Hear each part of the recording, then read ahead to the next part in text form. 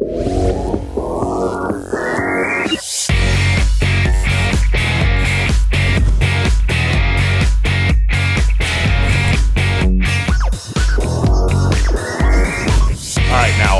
we speak, Kelsey Sobey is in a Jamaican jail. She was honeymooning all week, and I don't know what happened. And okay, she's not really in a jail. Even if it was a jail, it's in Jamaica. Enjoy it, because it's not here and it's cold. Miss Shannon Paul filling in for Kelsey Sobey tonight. And now this first story.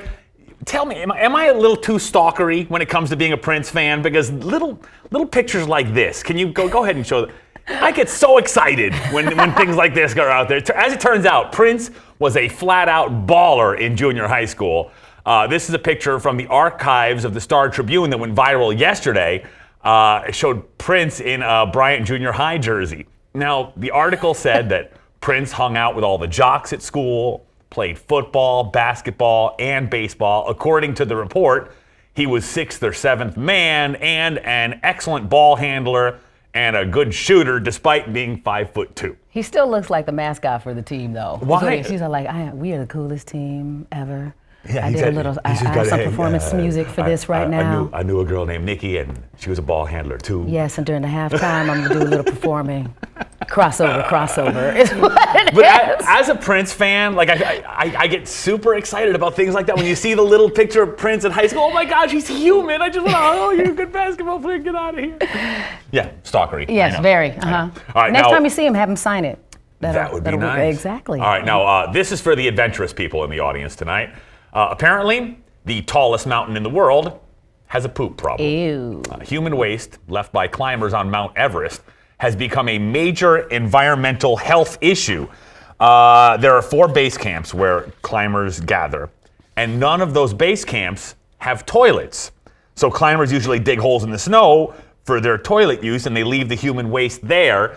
Unfortunately, there's no melting when you're talking about Mount Everest. And people have been climbing Mount Everest for a long time. Yeah, so there's frozen poop holes all over Mount Everest, and the government has started a new rule last year that each climber, I guess they've estimated that everybody leaves 18 pounds of trash.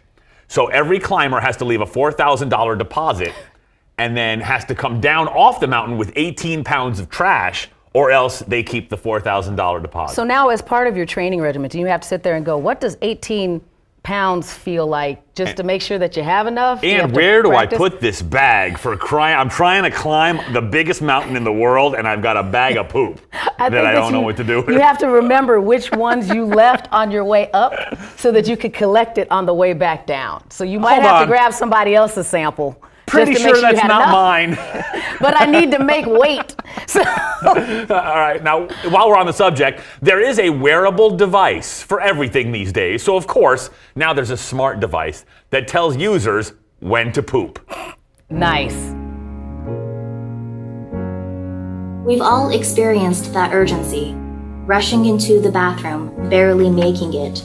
Or you may know someone, a loved one, a family member, or a friend, who has lost control of their bowel and has fecal incontinence.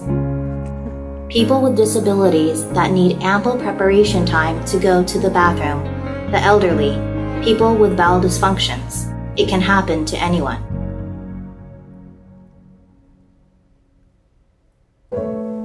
See, so it's a little device you put there on your... We want to solve these problems with a simple device. I guess that's where your intestines are, right? It's called D-Free, and yeah. It's a wearable device that lets you know... It's called the D-Free. Now, the device works by predicting when a person's next bowel movement is going to be, taking into account such factors as diet, lifestyle factors, things like that. That you press the sensor up against your stomach, and the D-Free actually estimates when you need to go, and it syncs with an iPhone app for easy tracking.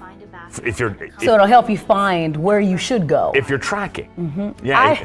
I wanted to clown this when I first started. I was like, what? Who needs that? Then I saw the guy in the wheelchair, and I'm like, this is brilliant. He needs a little bit of lead time. I'm like, thank you, science. Yes, yeah, good for him. Yeah. Mm-hmm. I mean, I hate that cliche, there's an app for that. But you need this one, and there is. But it's good that there's an app for that. It really is. Now, here's what happens when a stupid criminal and a young, tough clerk collide at the smoke shop. Now I want you to pay attention.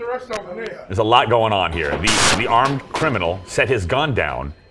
So the cash register at the Tobacco Zone in Lexington, Kentucky, 21-year-old clerk grabbed it. Shots were fired. Struggle ensued.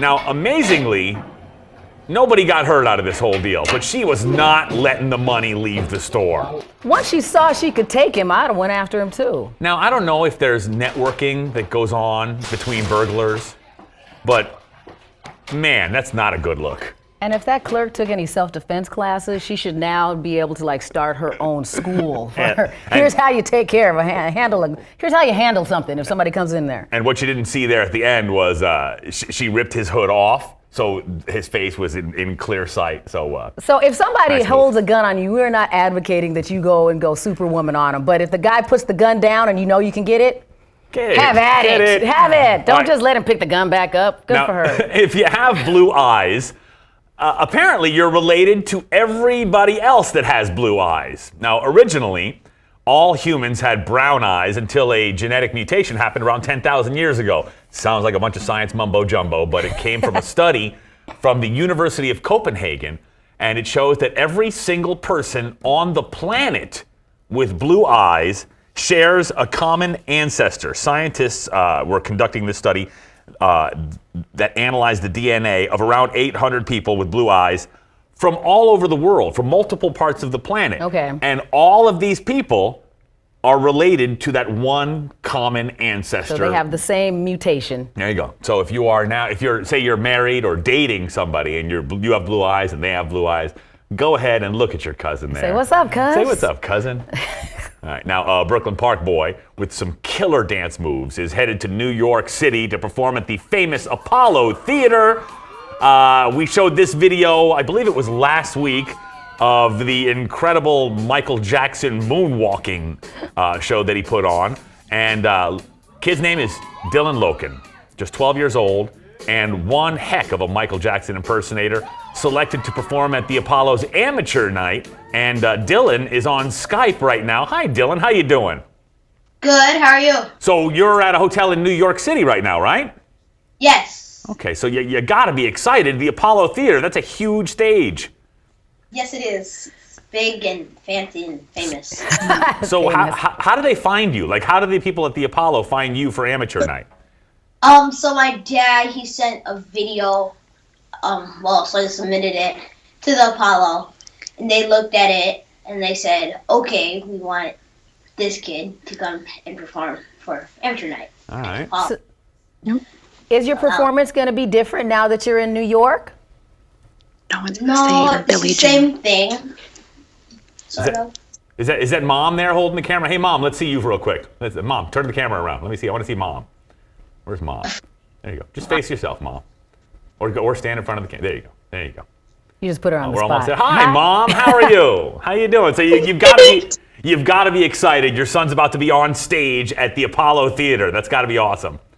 Oh my God, it's so exciting. We were over there yesterday afternoon about 3:00, and just going into the lobby is so exciting. I got chills, and I think he'll be great. There's 3 to 4 kids performing, and it will be judged by the audience applause. Now, in talking to you, it seems like you're more nervous than Dylan. Is that what's going on, or am I getting a bad read of the whole thing? No, I'm way more nervous. Dylan's fine. He's been practicing. He's got the moves down. He's not intimidated by people. The Apollo holds 15,000. Wow. No, what did we say? 1,500 people. Right.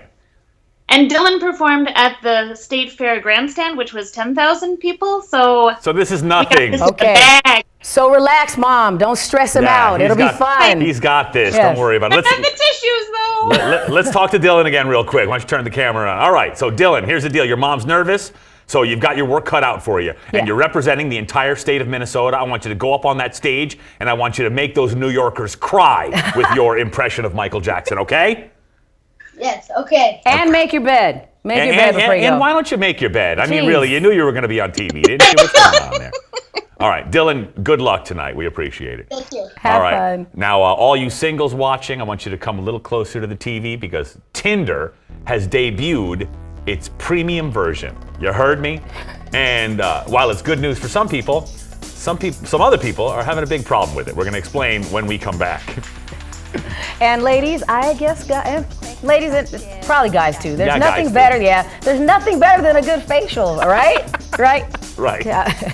We've got a story of a new type of pampering service that you've got to hear about. He said facial. No, don't ruin it.